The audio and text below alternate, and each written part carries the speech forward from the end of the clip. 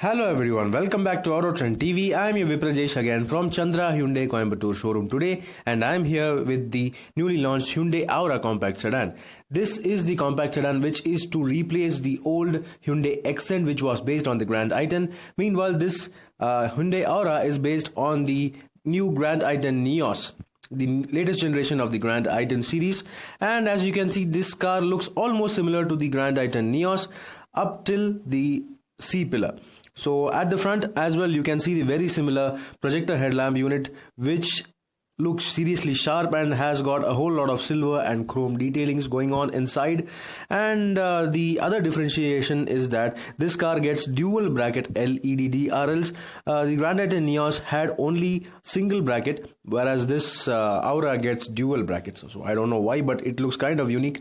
And this car's front design actually reminds me of the new generation Hyundai Sonata which was launched which is on sale in abroad. And on the sides as well, you can see that this car has got quite a bit of unique design elements, such as the blacked out C-pillar which has got a glossy black finish to it.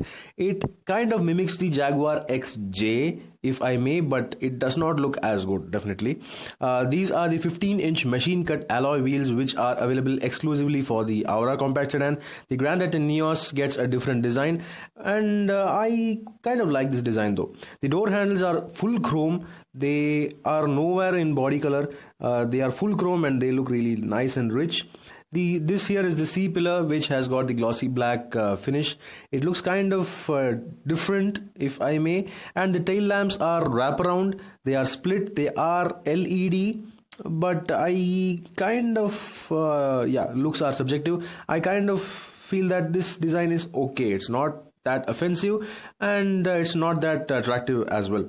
You have got the typical Aura badging at the back just below the Hyundai logo, and you have got the reverse parking sensors along with the reverse parking camera which is located in the number plate housing. Pretty standard stuff. What is different is that the bumper gets a dual tone finish and it gets an additional lip lower down in black color.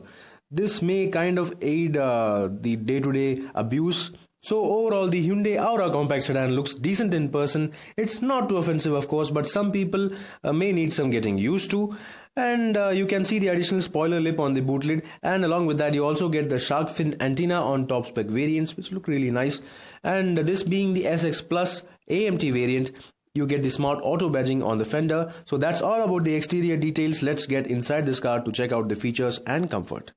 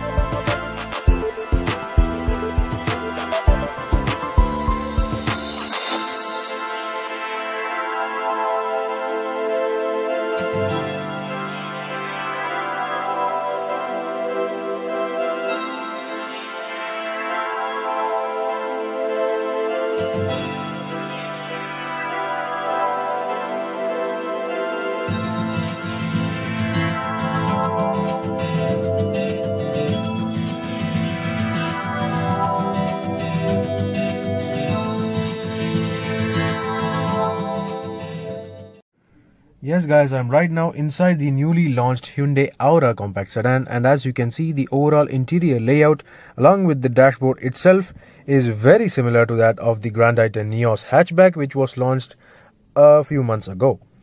And that's because this is the sedan version of that. And to begin with, well, everything is exactly the same on this SX Plus AMT variant, because only on the SX Plus optional variant, especially the manual one, you will get the cruise control buttons on the right side of the steering wheel, and that would be probably one among the few differentiators, along with leather wrapped steering wheel and certain other things. But on this variant, I don't find much of a difference and any new features on this, because everything remains exactly the same. You get the steering mounted audio controls on the left side, and you get the very similar digital instrument cluster, well, semi-digital instrument cluster to be exact, because the tachometer is analog, whereas the speedometer and everything will be provided on the digital screen. And you will also find the very familiar push button start button over here on the right side of the driver, along with the headlamp leveler switch, the rotary knob, and the very familiar high quality turbine like AC vents, which actually I loved the controls. And there is actually the switch at the middle of this AC vent to control the airflow, so that's a really nice touch. The center AC vents of course are regular ones with regular shapes, not those turbine ones you will find on the ends. And you will also get the very familiar 8-inch touchscreen system with of course reverse parking camera, Android Auto, Apple CarPlay, and it even gets a rear view monitor where you can actually switch on the reverse camera while even going forward, so that's a really nice feature. And there is also the very familiar automatic climate control, and along with that you get wireless charging. Yes, the Grand Titan Neos used to get this wireless charging, and now the Aura also gets that, which is really useful. And it saves you the usage of the mess of using wires and all dangling around, so that's a really nice touch. And you get a couple smart chargers as well. You get a regular 12-volt charging socket, where Hyundai themselves give an accessory to make it as a smart USB charger. Apart from that, you get couple USB ports.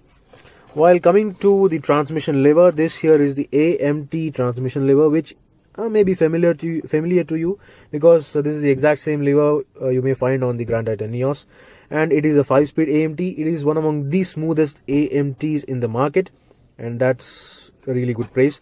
This AMT is available even on the diesel variants. So this here is the petrol one. So well, both are basically similar.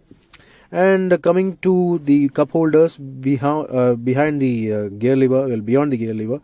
So these are two different sizes, maybe to fit probably a Red Bull can or something. So that's kind of useful. This car does not provide any sort of armrest, but it's still good. And we have the regular handbrake lever, and there is a sort of storage slot over here, probably to store your coins or something.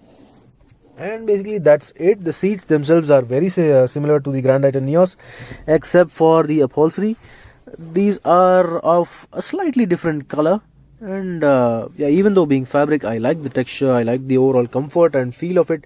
It really feels premium and very supportive.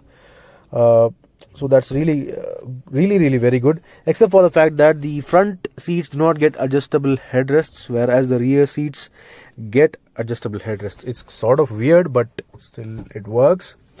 The highlight, the major change of the Hyundai Aura interior dashboard is the satin brown finish you will find on the dashboard. It's of a really nice texture feel. It's a nice material. I love the look of it, and it even feels really good. This was not available on the Neos, and only the Aura gets it. And apart from that, you get the regular metal finish door handles with the door locks, and you also get the very familiar power window controls and the power mirror controls, which are of really good quality. Quality and fit and finish is really consistent in this interior, and Hyundai has always been really good when it comes to interior finish, feel, and overall interior quality. So that's all about the front. Apart from that, you get the regular day-night switch for the IRVM. You get a regular yellow bulb dome light for the front, whereas for the rear you also get a separate one, so that's a nice point. And you got two sun visors, whereas the passenger one gets a massive vanity mirror, whereas the driver's does not get any. It gets only a ticket holder.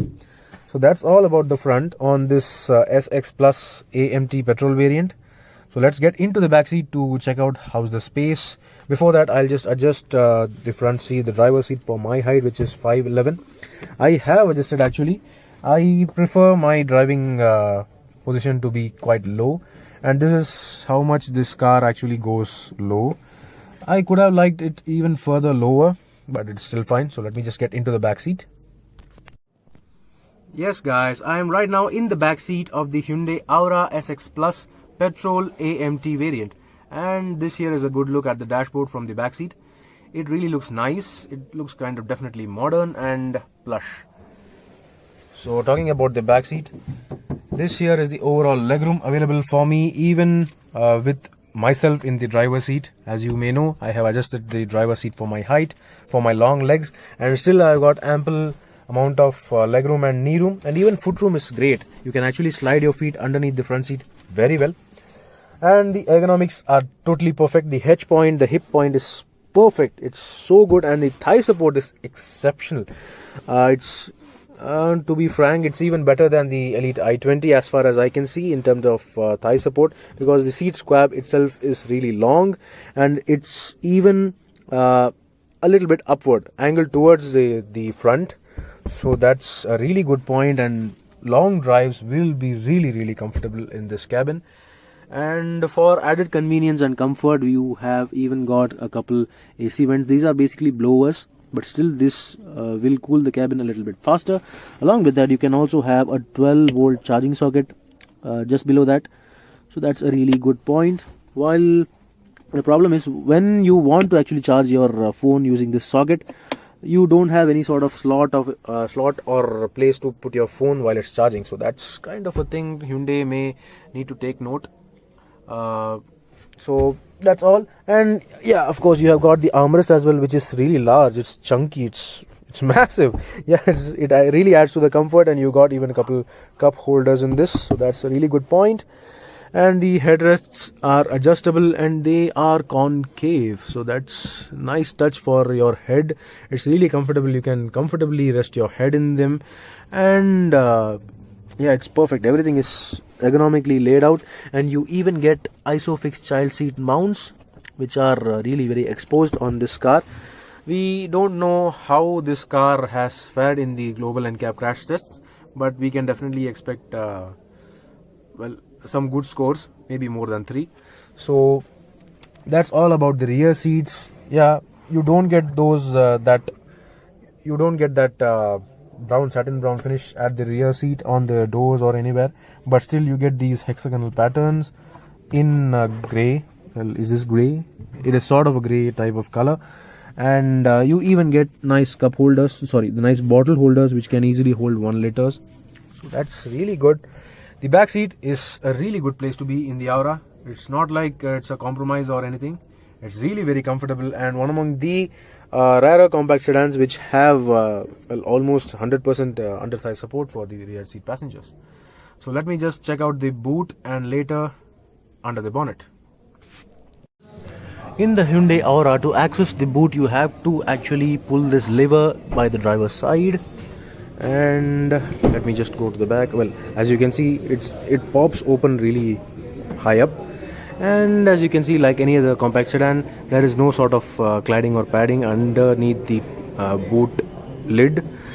So talking about the boot space, this here is the overall boot space of the Hyundai Aura. It is easily above 400 liters and really very accessible. It's neatly laid out as well. You have a couple inches on the sides as well, probably to store stuff additionally, and that's a really good point. The overall usability of this boot is really well. It's nicely shaped, and the spare wheel, of course, is underneath, which is a 14-inch spare wheel instead of being 15-inch. Well, space savers are the norm today, be it any car, a space saver. The spare wheel is actually 1 inch lower in size, so that's not a big deal. And yeah, that's all about the boot. So let me just pop open the bonnet, where the actual 1.2 liter naturally aspirated 4-cylinder petrol engine lies. So this engine has always been a really good engine with around 83 k's of power. So let me just pop it open. Yeah, so that is the Kappa engine. It's been a really peppy unit, and on this car as well, it may perform really very well, even though being a little bit heavier than the Grand Titanios. So that was all about the newly launched Hyundai Aura compact sedan. This is a really well-engineered, decent-looking compact sedan from Hyundai and will compete against the likes of the Maruti Suzuki Dzire, the Honda Amaze, the Tata Tigor and Ford Figo Aspire. So this may not be the best looking compact sedan in the market. However, it's really very unique looking, and it's got really good interiors and great amount of features with some new connectivity tech. So the pricing is on the screen for you to check it out, and do let me know in the comment section below what do you think about the newly launched Hyundai Aura. Do you like it or do you not? Do let me know that as well. Meanwhile, this is Viprajesh signing off. See you on another video. Thank you for watching.